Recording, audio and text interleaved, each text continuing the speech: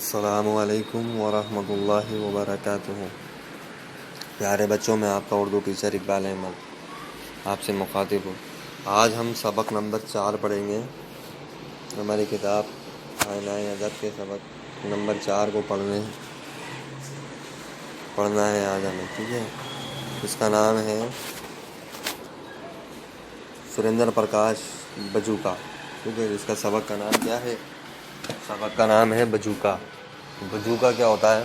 بجوکا ہوتا ہے جو کہ آپ جانتے ہوں گے کہ کھیت کے اندر فصلوں کو بچانے کے لیے، کھیتی کو بچانے کے لیے جو ہے ایک بانس کے اوپر، لکڑی کے اوپر کچھ جو ہے ایک گھڑا یا مٹکا سا ڈال دیا جاتا ہے، لگا دیا جاتا ہے کھیت کی دیکھ بھال کے لیے، ٹھیک ہے۔ اسے بجوکا کہتے ہیں، ٹھیک ہے۔ تو سریندر پرکاش نے لکھا ہے سبق بجوکا، ٹھیک ہے۔ تو سب سے پہلے سبق کو شروع کرنے سے پہلے سب سے پہلے ہمیں سریندر پرکاش کی سامان حیات یعنی حالت زندگی کو سمجھنا ہے۔ تو ہم شروع کرتے ہیں۔ سریندر پرکاش اور برائے نام 1930 عیسوی میں شہر لائل پور فیصل آباد میں پیدا ہوا ہے۔ کہاں پیدا ہوا تھا سریندر پرکاش؟ 1930 میں شہر لائل پور میں فیصل آباد میں، جو کہ سن 1947 یعنی 1947 عیسوی میں والدین کے ساتھ دہلی پہنچے۔ 1947 میں کہاں گئے؟ لائل پور فیصل آباد سے کہاں گئے؟ دہلی، 1947 میں۔ تلاش معاش، معاش کہتے کھانے یعنی روزی روٹی کو، تلاش معاش میں سرگرداں رہے، یعنی جو ہے پریشان رہے۔ معمولی درجے کی ملازمت کی، جو ہے چھوٹی چھوٹی جو ہے نوکری بھی کی۔ فرضی ناموں سے کہانیاں اور ناول لکھے، اپنے جو فرضی نام سے جو ہے کئی ناول اور کئی کہانیاں بھی لکھی۔ ریڈیو میں وقتی طور پر اسکرپٹ رائٹر کی حیثیت سے بھی کام کیا۔ ریڈیو میں جو ہے اسکرپٹ رائٹر کی حیثیت سے بھی جو ہے انہوں نے ملازمت کی، کام کیا۔ بی اے تک تعلیم حاصل کرنے کے بعد وہ ممبئی کی ایک فلم کمپنی سے وابستہ ہوا ہے۔ بی اے انہوں نے بیچلر آف ایجوکیشن کرنے کے بعد یہ ایک ممبئی کے اندر ایک فلم کمپنی سے بھی جڑ گئے۔ وہ زمانہ ترقی پسندی کے عروج کا زمانہ تھا، لیکن انہوں نے اپنی الگ راہ نکالی، یعنی انہوں نے اپنے لیے ایک نیا راستہ نکالا۔ ان کے افسانوں میں تجریدی اور علامتی عناصر نمایاں ہے۔ ان کے افسانے دیکھو کون کون سے افسانے تھے۔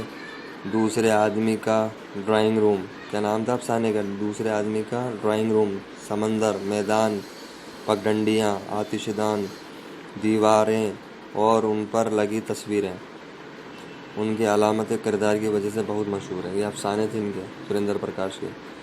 دیکھیے آگے، سریندر پرکاش کا پہلا افسانہ دیوتا۔ سریندر پرکاش کا پہلا افسانہ، جس کا نام کیا تھا؟ دیوتا۔ لاہور کے ایک ہفتے وار پارس میں شائع ہوا۔ لاہور پاکستان میں ہے۔ پارس میں شائع ہوا۔ ان کے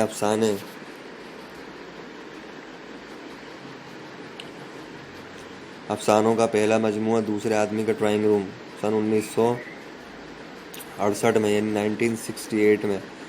دوسرا مجموعہ برف پر مکالمہ، برف پر بات چیت، مکالمہ کا مطلب بات چیت، یہ ان کا جو ہے دوسرا مجموعہ تھا افسانے کا، برف پر مکالمہ یعنی برف پر بات چیت۔ سن 1981 میں یعنی 1981 میں تیسرا مجموعہ باز گوئی، سن 1988 میں۔ یہ آپ کو دھیان رکھنے کون سا افسانے کا مجموعہ کب شائع ہوا اور کون سا شائع ہوا تھا، ٹھیک ہے۔ اور چوتھا حاضر حال جاری 2002 میں شائع ہوا۔ سریندر پرکاش کو مجموعہ باز گوئی پر ساہتیہ اکیڈمی ایوارڈ سے نوازا گیا۔ کون سے ایوارڈ سے نوازا گیا تھا؟ ساہتیہ اکیڈمی۔ کس مجموعے کے اوپر؟ باز گوئی پر، ٹھیک ہے۔ سریندر پرکاش نے جدید دور کے انسانی مسائل کو اپنے افسانوں میں پیش کیا۔ علامتوں کے استعمال نے ان کے افسانوں میں معنویت پیدا کر دی۔ انہیں زبان و بیان پر قدرت حاصل ہے، سادہ سلیس اور رواں زبان استعمال کرتے ہیں۔ ان کی تحریر سے ان کے گہرے مشاہدے کا پتہ چلتا ہے۔ واقعات کا گہرا سمندر ہے جو اتار چڑھاؤ کے ساتھ ہماری نظروں کے سامنے آ جاتا ہے۔ ان کے افسانوں کے تانے بانے خواب اور حقیقت کے بیچ کی کیفیتوں سے تیار ہوتے ہیں۔ اکثر چیزیں اپنے روایتی تصور تصور سے ہٹ کر سامنے آتی ہیں اور حیرت و احتجاج کہانی کی دلچسپی کو بنائے رکھتے ہیں۔ سریندر پرکاش کے افسانوں میں لفظوں کے پیچھے ایک جہان معنی آباد نظر آتا ہے، کردار زندہ اور متحرک نظر آتے ہیں، انہیں کی عبادت آرائی گہرے غور و فکر کا نتیجہ معلوم ہوتی ہے۔ ان کا مشہور افسانہ بجوکا ان کے افسانوی مجموعے باز گوئی میں شامل ہے۔ کس میں شامل ہے؟ یہ افسانے مجموعے باز گوئی میں۔ یہ اس قدر مقبول ہوا کہ بجوکا کے عنوان سے اردو کے علاوہ وہ بعض دیگر ہندوستانی زبانوں میں کئی افسانے لکھے گئے۔ بجوکا افسانے میں ایک پیغام پوشیدہ ہے کہ جو افراد قوم اپنی ملکیت اور پیداوار کی حفاظت خود نہیں کرتی بلکہ یہ کام دوسروں کو سونپ دیتی ہیں، تو نہ صرف جاندار بلکہ بے جان ذمہ داروں میں بھی اس ملکیت یا پیداوار میں سے اپنا حصہ لینے کی قوت پیدا ہو جاتی ہے، یعنی طاقت پیدا ہو جاتی ہے۔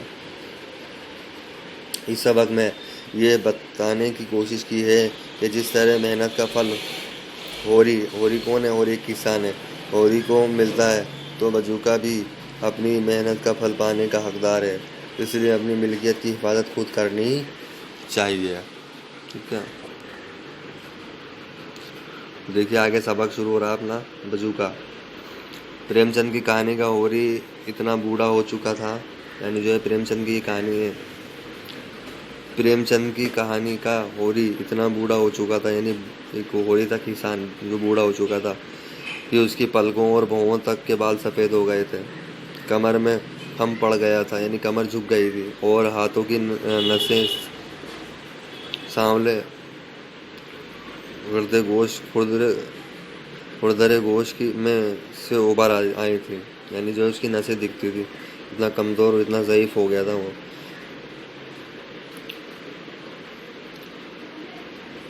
اس آسما میں اس کے یہاں دو بیٹے ہوئے، جو اس کے یہاں پر دو بیٹے ہوئے تھے جو اب نہیں رہے، یعنی جو ان کا انتقال ہو گیا تھا۔ ایک گنگا میں نہا رہا تھا کہ ڈوب گیا، اور دوسرا پولیس مقابلے میں مارا گیا، یعنی جو اس کے ہوری کے دو بیٹے تھے جو کہ گنگا کے اندر، ایک کی تو نہاتے ہوئے نہا کر مر گیا، اور دوسرا جو ہے پولیس مقابلے میں جو ہے پولیس کی لڑائی میں جھڑپ کے اندر مارا گیا۔ پولیس کے ساتھ اس کا مقابلہ کیوں ہوا؟ اس میں کچھ ایسی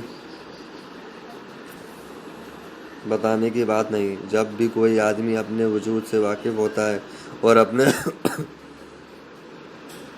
ارد گرد پھیلی ہوئی بے چینی محسوس کرنے لگتا ہے تو اس کا پولیس کے ساتھ مقابلہ ہو جانا قدرتی ہو جاتا ہے۔ بس ایسا ہی کچھ اس کے ساتھ بھی ہوا تھا، اور بوڑھے ہوری کے ہاتھ ہلکے ہتھے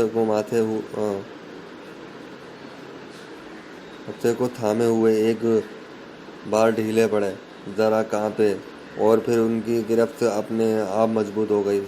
اس نے بیلوں کو ہانگ لگائی اور ہلکا پھل زمین کا سینہ چیرتا ہوا آگے بڑھ گیا۔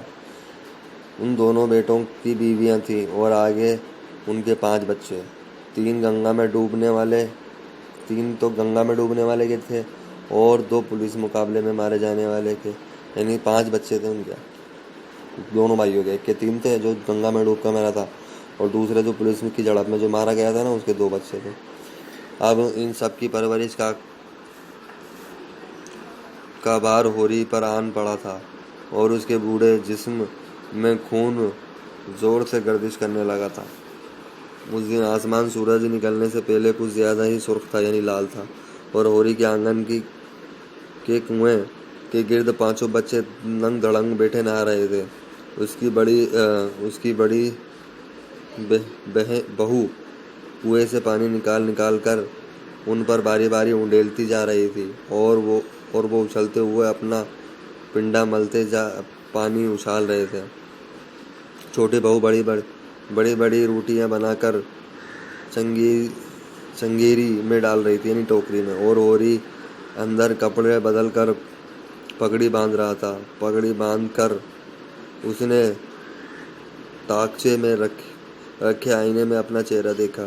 سارے چہرے پر لکیریں پھیل گئی تھیں، اس نے قریب ہی لٹکی ہوئی ہنومان جی کی چھوٹی سی تصویر کے سامنے آنکھیں بند کر کے دونوں ہاتھ جوڑ کر سر جھکایا اور پھر دروازے میں سے گزر کر باہر آنگن میں آ گیا۔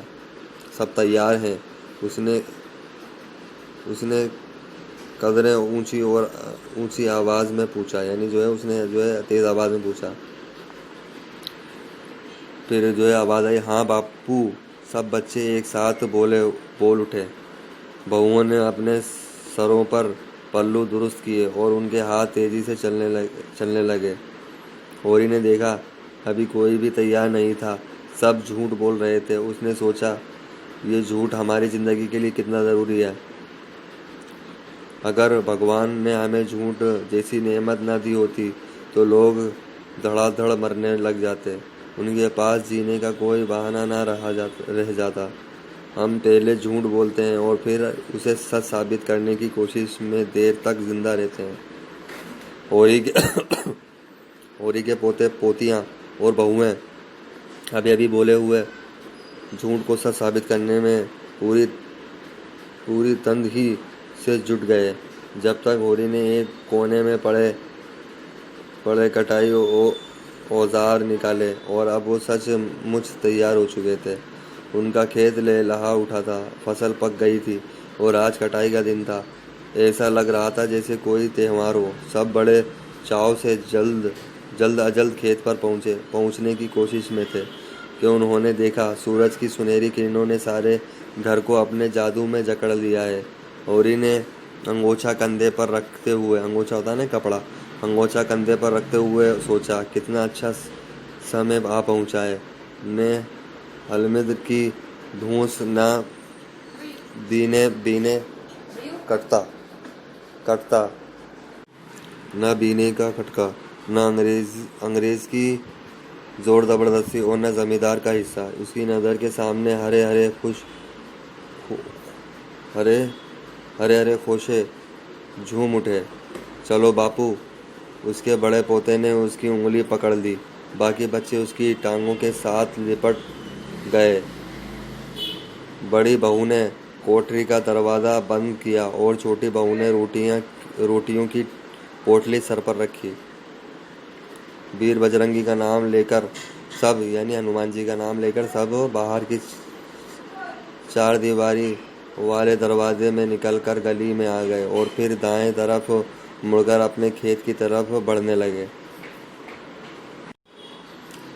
گاؤں کی گلیاریوں میں چہل پہل شروع ہو چکی تھی، لوگ کھیتوں کو آ جا رہے تھے، سب کے دلوں میں مسرت کے انار پھوٹتے محسوس ہو رہے تھے، سب کی آنکھیں پکی فصلیں دیکھ کر چمک رہی تھیں۔ ہوری کو لگا جیسے زندگی سے آج ذرا مختلف ہے، یعنی ہوری کو الگ ہی نظر آیا اس دن، اور آج وہ مختلف ہے۔ اس نے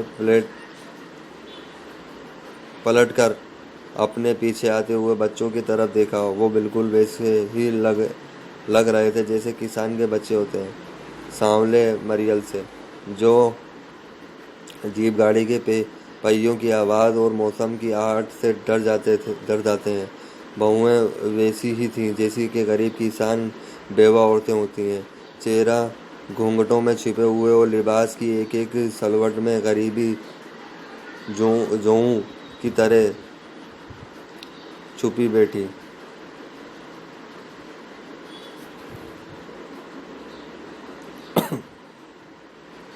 وہ سر جھکا کر پھر آگے بڑھنے لگا۔ گاؤں کے آخری مکان سے گزر کر آگے کھلے کھیت تھے۔